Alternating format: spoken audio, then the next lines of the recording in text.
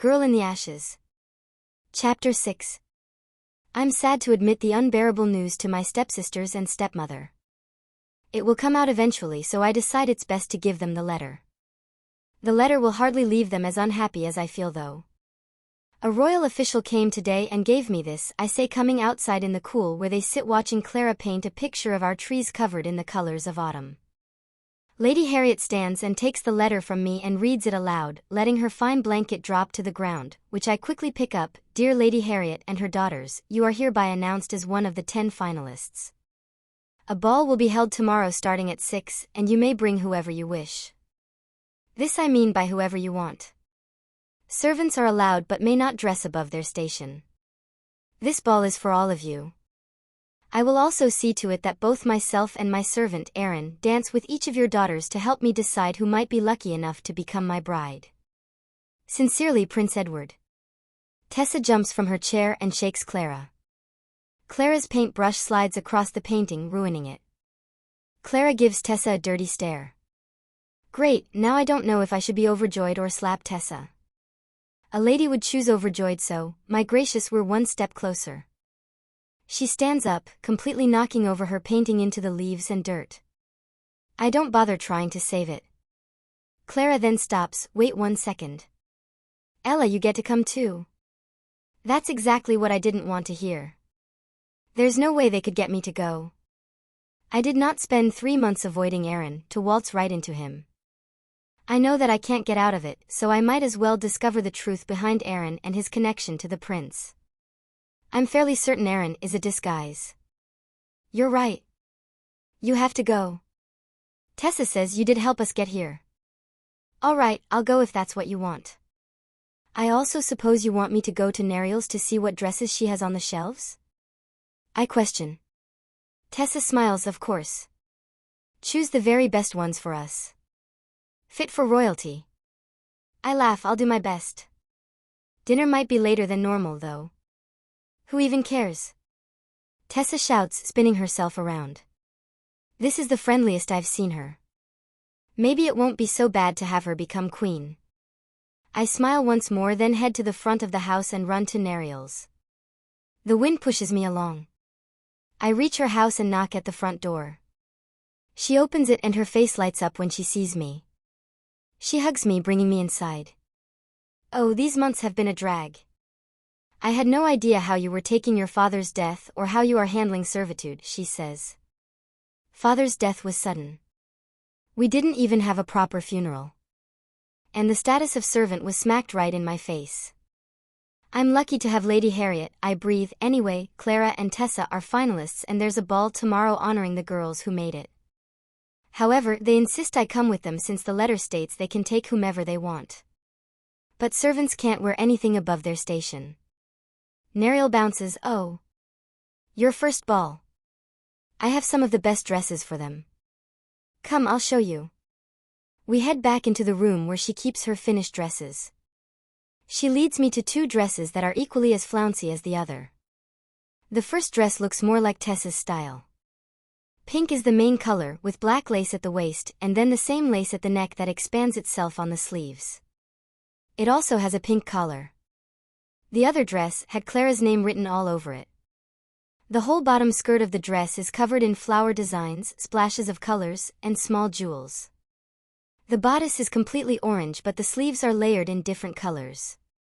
Thank goodness Neriel made sure all the colors weren't too bright.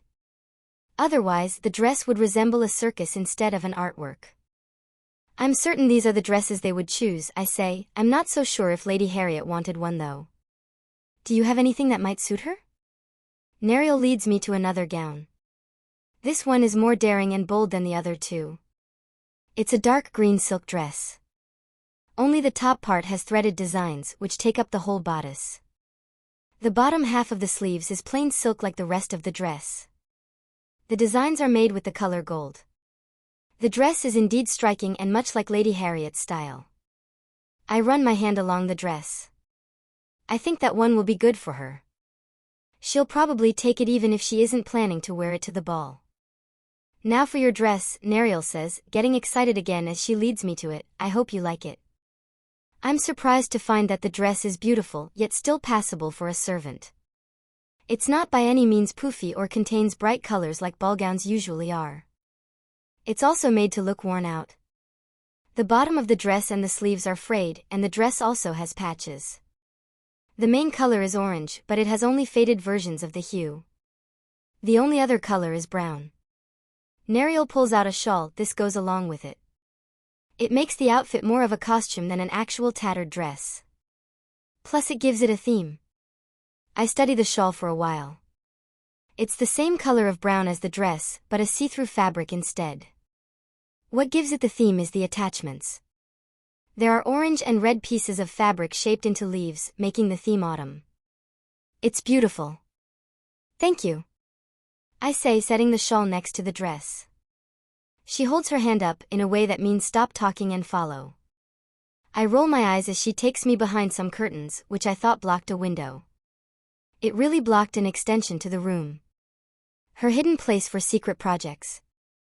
These are my true masterpieces. You see, years ago I caught on to their seasonal balls. So I made themed ball gowns for each season. She is right about these being her true masterpieces. I take a good long look at each of them.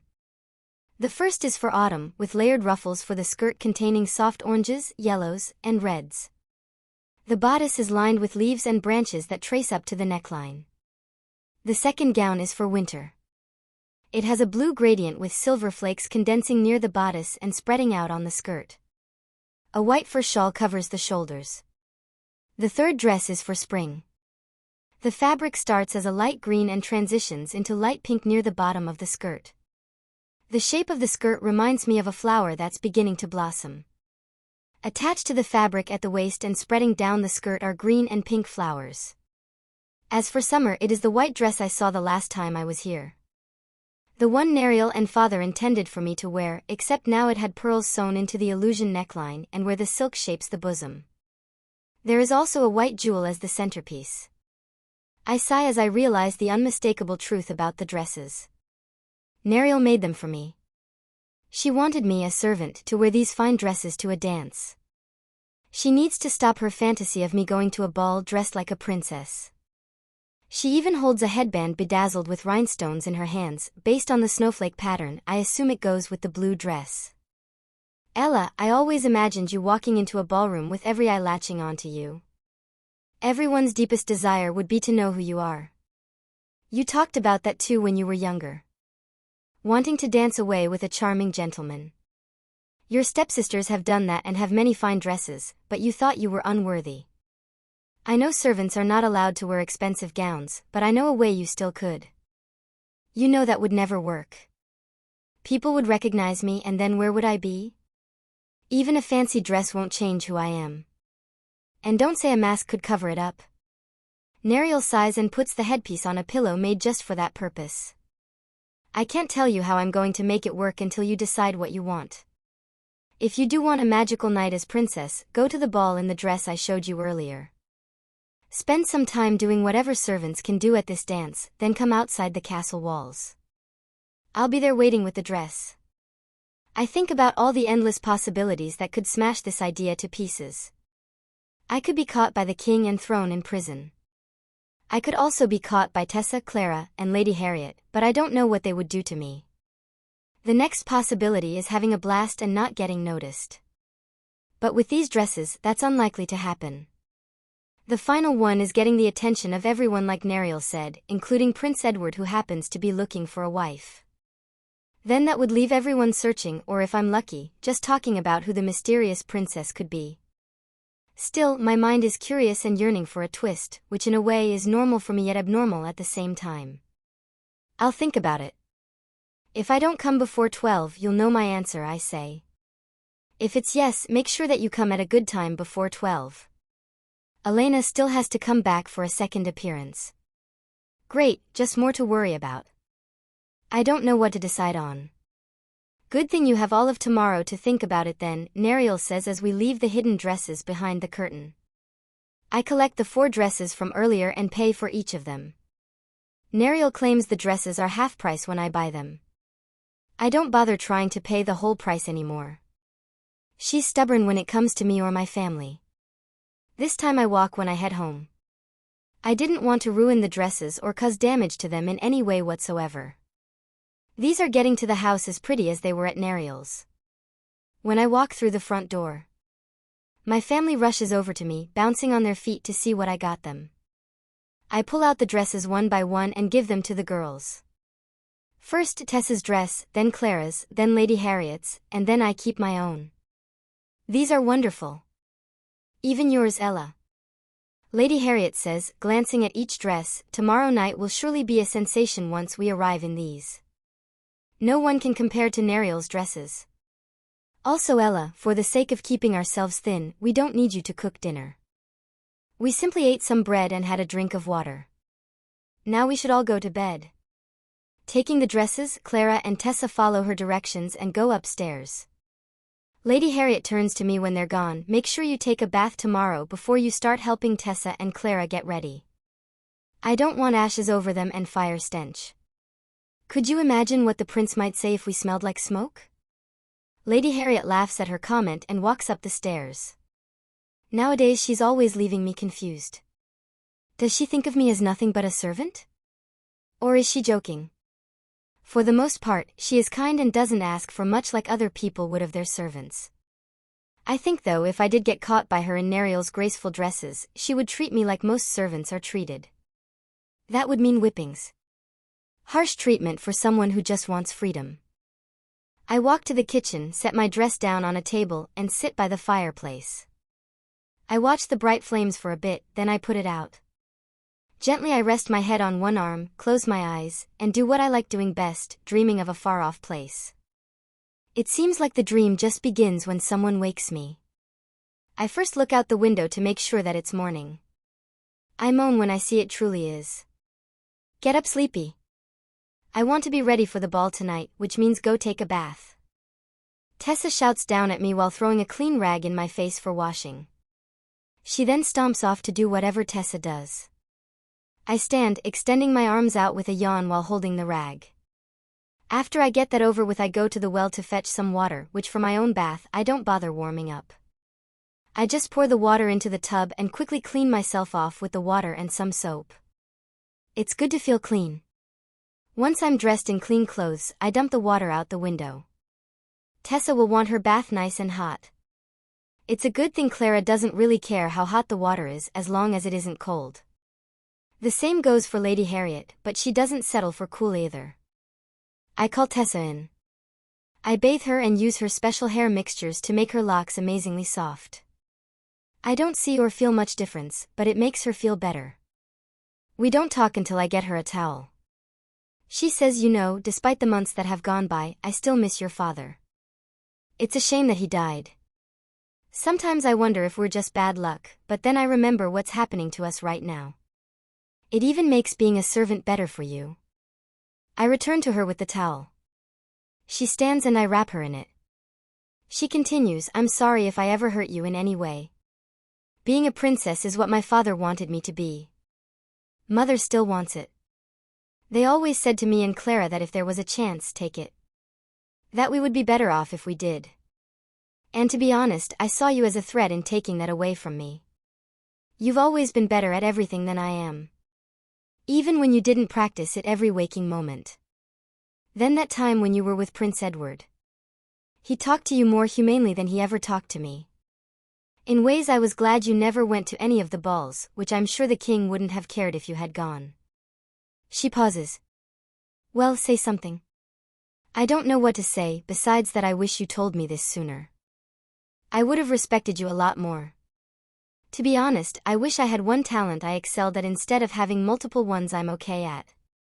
She steps out of the tub with the towel wrapped around her. I place her feet into her slippers so she can get to her room without getting the floor wet. You're great at dreaming. Sounds strange, but whenever you have an idea, you go for it. You're also not bad on the piano, Tessa says. I thank her and she nods before leaving the room. Next is Lady Harriet. We talk a little but not much. Our small talk isn't important either. I forget what we talked about as soon as she steps out the door and Clara comes in. With Clara I discuss what might happen at the ball and she teases me about Aaron. When she leaves I clean out the tub. After that I help them get dressed. Tessa is first and then Lady Harriet. By the time I'm done, it is 4 o'clock, meaning this process took 2 hours per girl. That gives me 2 hours to get ready myself if I can finish Clara at the same pace I did the other two.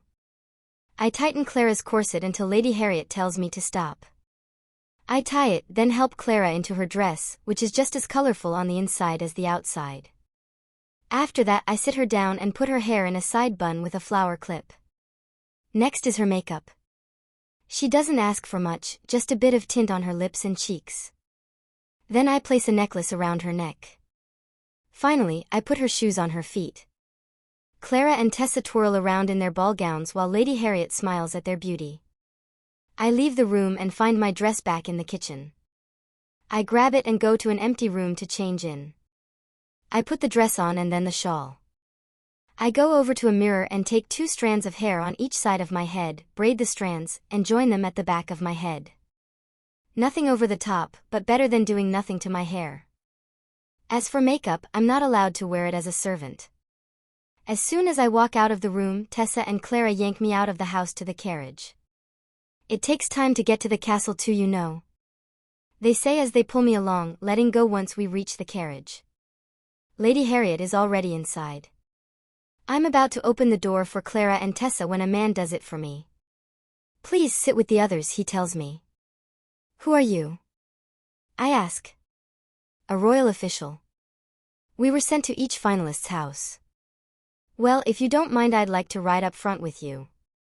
All right, if that's what you wish, he says, closing the door of the carriage and then boosting himself up to the driver's seat. I follow him.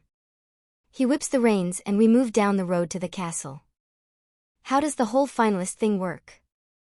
The royal family invited others that aren't finalists, right? I ask him. Yes, which is a courteous thing too. So what happens if the prince chooses a girl that isn't on his list? He could do that if he wanted. Being a finalist just means he favors them more. It's not like once he decided on these households, they are the only ones he can choose from. Meaning, the finalists aren't as lucky as they think they are, and a princess could steal the crown from them. Yes, and princesses are coming to the ball tonight. They will always be an option, even more so than the finalists. Why so interested? Just wondering what kind of scheme the king thought of this time. I have no doubt he's pulling the strings of his son's engagement, even if people believe it's the prince's decision alone, I say, making the official chuckle a little. You are a bright young girl.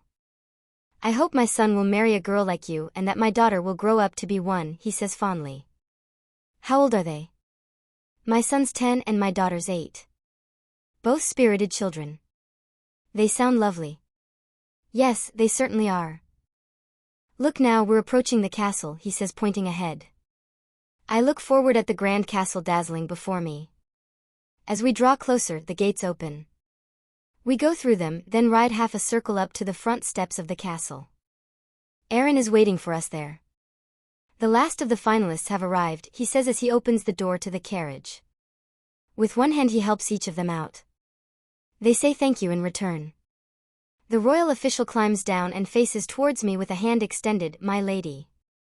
I take it and step down from the driver's seat. I smile at him, you're most kind, sir. Your children are lucky to have such a father as you. He bows humbly, perhaps a dance then? Another official is assigned to collect the carriage.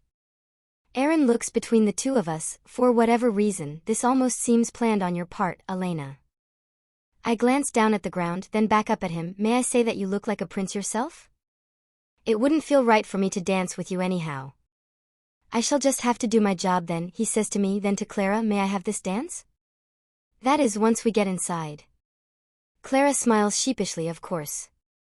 I'd love to. He takes her hand and they walk into the castle together. Tessa and Lady Harriet follow right behind them, then the kind royal official and I do likewise. I'm astounded when we get inside. The halls are magnificent in every way, and I feel out of place. This is not somewhere I should be as a poor servant girl. After a couple of steps down the hall, the royal official guides me into a room on the left. Two men open the doors and we join everyone else already in the ballroom. I'm shocked by how spotless the place looks. I would not want to manage this room's cleaning, I say. The royal official laughs. I don't either, but whoever does, they do a fantastic job. Now let us join those in dancing.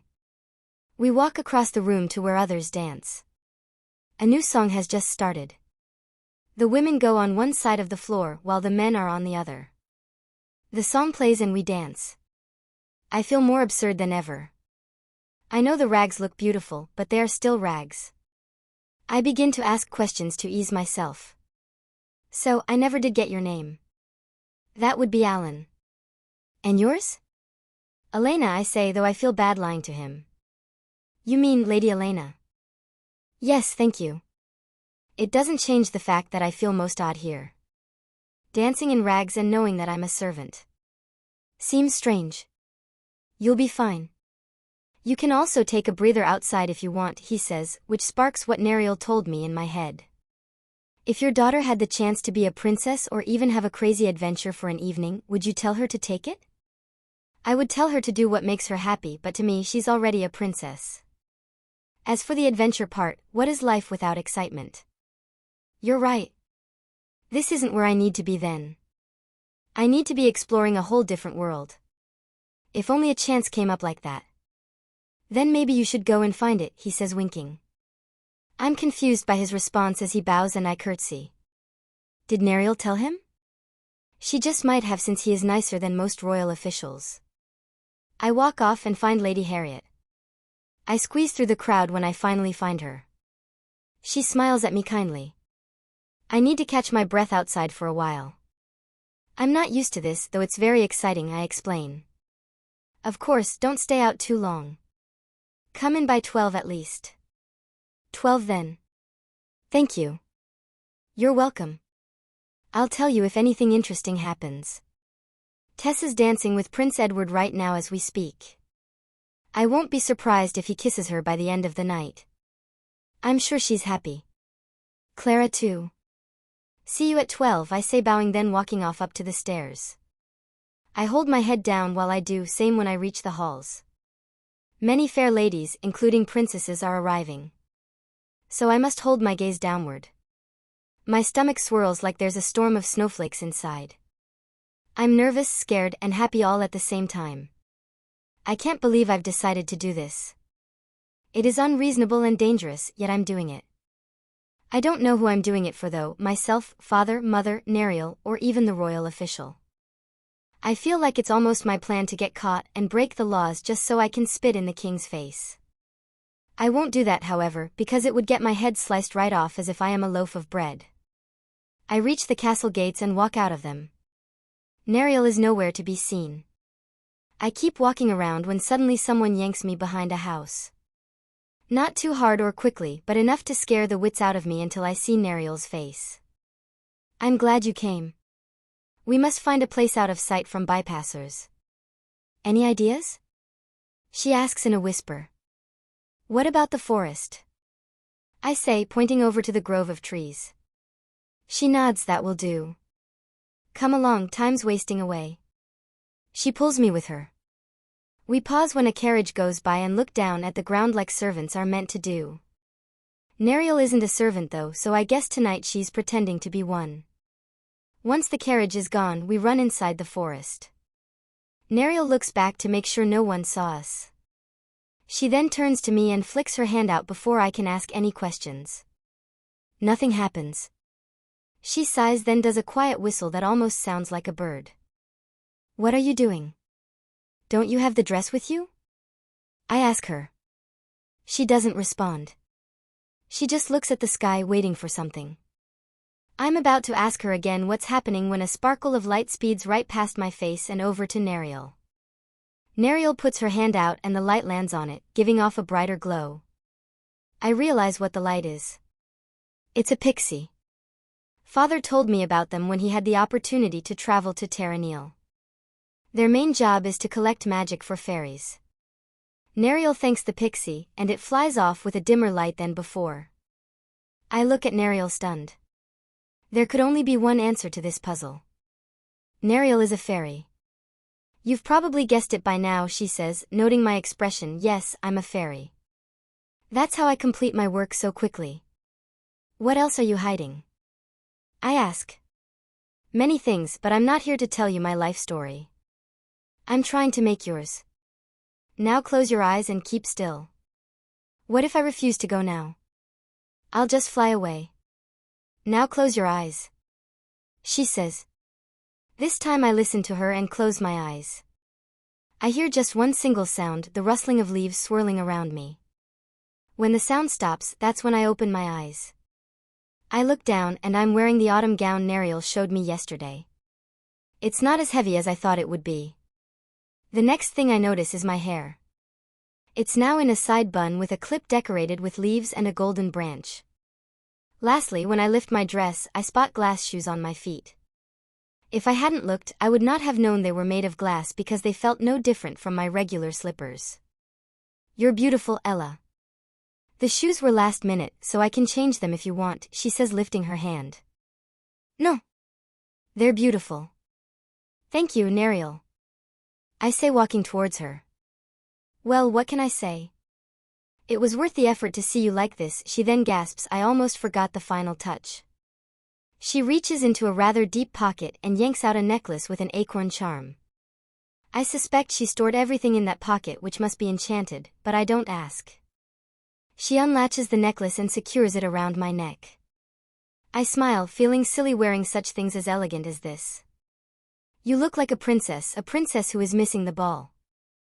Wait, what about the part where no one will recognize me? Oh. Yes, nearly forgot about that.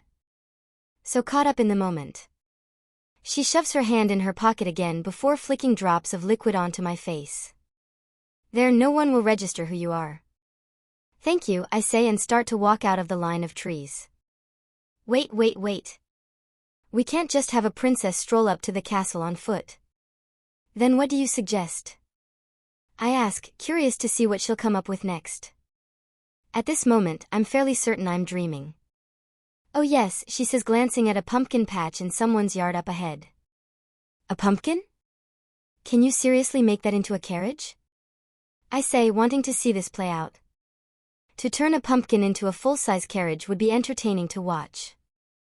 She looks at me as if I am suggesting something so incredibly absurd. No. What gave you that idea? Change a pumpkin to a carriage? Didn't your father tell you the limit to a fairy's magic? I was looking at a horse, not the pumpkin patch. Nariel rolls her eyes and throws her hands up as she walks to the horse. I follow her and shake my head. Father only told me that there are many kinds of fairies and they all have different limitations. How was I supposed to know hers, especially when she made me unrecognizable? Or did she get a potion for that? Everything we're doing is extremely illegal. When we reach the horse, Nariel opens the gates to his makeshift stable and grabs his reins. He gallops out, ready to ride. Well, head to the castle. She tells me once I get on, and don't worry about the fact that we're stealing. You'll only need him to get to the castle and I'll bring him back. So I walk back here when I'm finished? How does that work? I ask, unsure of her plan. Right when it turns 12, the potion will wear off. I'll be nearby and get you back in your other outfit. You just need to get to a spot where no one will see you change. Now get going already. She says, smacking the horse, causing him to speed off. It doesn't take long before we arrive. By this time though, everyone who is planning to come is already inside. That means I'll have all eyes on me when I walk into the ballroom. Lovely, but I guess I might as well go big. I unmount the horse and I look at the front doors of the castle. I take a deep breath and walk up the stairs one by one. The doors to the castle are closed now, so I knock. They open immediately when I do. My lady here for the ball? A man asks. I nod with a smile. He continues, the first door on the left. I thank him and walk inside the castle, keeping my head high. If I'm entering as a princess, I must act like a princess. I reach the ballroom doors. The same men from before open them and bow to me. At least that means I'm a convincing princess. I hope I can keep it up until midnight, but it seems like midnight is a long time from now. Holding my head high again, I walk into the room. As predicted, once the doors shut, everyone stares up at me. The music stops, the dancing stops, the talking stops, and the chewing stops so all can stare at the fashionably late pretend princess. My eyes dart around the room and land on the king. He stares back. I start to panic, but I hold myself together. Still holding his gaze, I curtsy to him. When I come back up, the king nods his head to me and waves one hand in the air. The music starts to play again and the people return to dancing, talking, and chewing. I carefully go down the stairs to join them. As soon as I get to the bottom, 5 men crowd around me asking to dance. I smile, not knowing what to say. I think of saying things like, perhaps when I get room to breathe, or, how about the next dance, or maybe even, I would like something to eat first. The food smells delightful. Before I can, the round-faced man whom Aaron was with at the marketplace parts the men with ease. He wears a crown on his head and his smile is white. Gentlemen, he says, I have not yet danced with this exquisite young lady. He holds out his hand, may I? I take his hand gingerly, you may. He takes me to where the couples are dancing. I look around the room, trying to find the right words. I haven't seen Prince Edward for such a long time, so it's hard to tell if this is really him. If I was myself, I could quiz him on our past. But there is definitely something off about him. He doesn't seem to, well, I don't know how to explain it. I guess he doesn't seem to be as curious as he once was. No questions have come out of his mouth since we started dancing. Not even a small sentence, but he's probably just nervous. After all, I'm not asking questions either. How is your search for a bride? I ask him, beginning the conversation. A bit rocky, you could say. There are many girls to pick from my kingdom alone. Then there are the princesses such as you. What kingdom are you from? One far off. I see, a mystery princess. Would you even tell me your name if I asked? I'd only give a fake one, I tease. Then I must get down on my knees and beg for your name. You are the prettiest here. I could dance with you all night, but I think Aaron would get more out of you than I possibly could in a lifetime. He's that good, huh? Well, of course, that's why he's going to all the households, he says, grinning while spinning me. Sounds like a smooth talker. Yes, that can be part of the problem. Sometimes the girls forget about me completely. One time we went shooting in front of the ladies, and they began to think he was the prince. I got no attention whatsoever. He says, laughing a little. That's what did it. He confirmed my suspicions beyond a doubt. Aaron isn't Aaron. His real name is Edward, Prince Edward. He is only trying to see what girls will fall for him without knowing his true status. Of course, he can't get rid of his dashing smile and tender gaze, so his plan is a bit of a flop. If they don't care about the money, they care about the looks. Must be troublesome to be a handsome prince. The music ends. The fake prince bows and I curtsy. Can you take me to this Aaron? I'd very much like to meet him. He smiles, another girl falls into his trap. I look around the room where girls line up, hoping to dance with the fake prince. I wouldn't say that, Your Highness. Besides, I want to see if he can crack me. Or if I can crack him, I think. The fake Prince Edward holds up his arm. I rest mine on his and he leads me through the crowd until we get to Aaron. All those around us listen intently. I even see Tessa and Lady Harriet close by, listening as well. I avoid eye contact even though I know no one will recognize me. Aaron, I've grown very fond of this lady who won't tell me anything about her. It may take you all night, but please crack her. I want a full report when you do, he says, then turns to me and kisses my hand. When he does, I can tell the other girls are seething with jealousy. I hope to see you again. I smile, likewise. He turns away and all the girls crowd around him, blocking him from view. I look at Aaron. He flashes me with those charmed eyes. I try not to roll mine. He may not recognize me, but he will get suspicious if I do anything I normally would do. I smile at him and say, so try and break me. I'll do my best, princess, he says, lifting his hand, which I take. Let's go somewhere quiet first. He then leads me to a door, which goes outside to a fountain and stone benches. We sit down on one. That was a lovely dance I had with your servant. I must say he was exceptionally good at convincing the crowd, Your Highness, I say, staring straight in front of me. I hear him laugh. Well now, you seem quite certain. What gave us away? Let's just say I know when someone is faking. I've done it once or twice myself. That's funny that you happen to be a princess. As far as I'm concerned, all the princesses my age are already here. I danced with each of them, and know them by name. Then perhaps one of them is my servant in disguise, or maybe I'm the daughter of a baroness. You may never know. That does bite back. I wouldn't know all the nobility, especially in other kingdoms. I suppose you two are looking for someone to wed? He asks.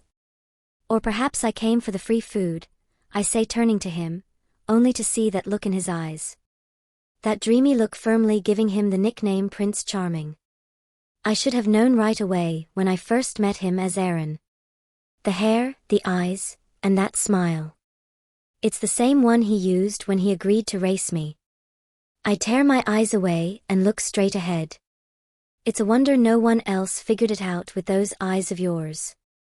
Well, most girls tend to look at my lips. They don't have the time to look into a servant's eyes. This makes me laugh. You're making that up, Your Highness. Why would they bother with you at all if they don't have the time? Well, I can tell that you are now worried about what you'll first look at since you're avoiding me. Will you look at my eyes or my lips? I smile thoughtfully, or perhaps I should look at your ears or nose. I then turn to him and deliberately stare at his nose, which is annoyingly cute. Lovely nose, sire. He shakes his head with a cocked grin. I'm glad you found me out, but now it's my turn to find you. I stand up and fake a yawn. I'm afraid I've suddenly gotten bored. The food does smell quite fine. I think I'll just be going. I head to the door when he stands and catches my hand, turning me right around. He doesn't say anything and neither do I as we just stare at our hands. For whatever reason, I feel stuck there even though I know escape would be easy. He isn't holding on tightly. It is just the way any gentleman would hold a lady's hand, light and gentle.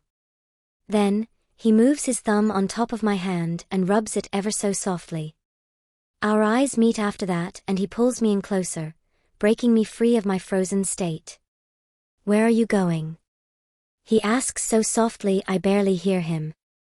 I stumble out words, I want pastries? He glances up at the sky, chuckling. When our eyes meet again, he slowly brings my hand to his lips, moving aside his thumb. Then I hear the first dong of the bell tower. This scares me out of my daze. I pull my hand away and run inside. He shouts at me, and I hear his steps from behind. I keep running as fast as I can in the crowd of people. I bump right into the fake Prince Edward, who also shouts at me and races to follow. I reach the stairs, only to be blocked by the 5 men, wanting to dance with me. I smile cunningly and dupe them into thinking I'm going left when I go right. I run up the stairs and open the doors before the 2 men on the side can stop me. Then I run down the hall and out of the castle walls. By some miracle, no one is outside watching when Neriel jump scares me. She hushes me before using her magic. The dress is rapidly replaced with a plainer one, while the gown is safely in Neriel's arms. Then she pushes me back into the castle grounds. I proudly act like I'm coming in from a stroll, though I'm slightly out of breath. When I reach the doors, Prince Edward, the real one, crashes into me. He steadies me first before he asks, "Where did she go?" I point to the castle gate. If you're talking about the Autumn Princess, it's that way. But may I ask why you're the one chasing her and not the prince?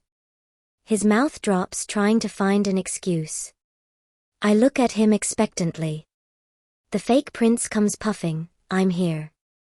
"Where did she go?" Prince Edward points at him, "See, there's the prince." Then he runs off to the gate. The fake prince sighs, "Hey, wait up."